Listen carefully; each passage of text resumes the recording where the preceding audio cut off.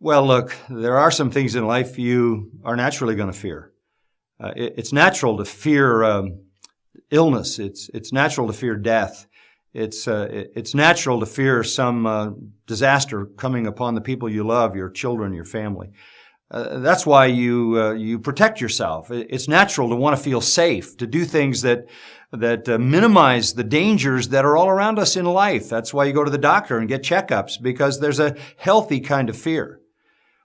But when we talk about anxiety and panic attacks and things like that, we're talking about inordinate fears. We're talking about fears that really aren't attached to anything realistic. They're just those nebulous fears that are out there. Where do you go to get an answer to that? Where do you go to get some deliverance from that? And I will tell you one simple answer, and it needs to be explicated in more detail, but it is simply this. Your anxiety is in proportion to your lack of understanding of the sovereignty of God. That's the first thing.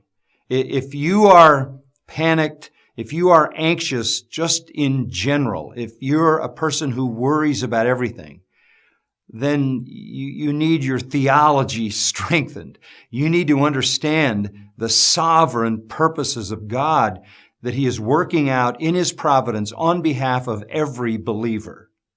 Now, having said that, let me add one footnote.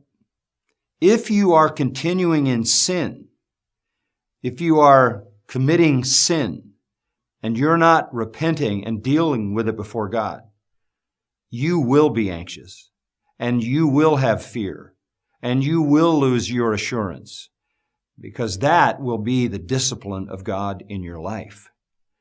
So, to relieve yourself of fears and anxieties, deal with the sin in your life, and get to know the fullness of your God, your sovereign God, who is working all things for your good and His glory.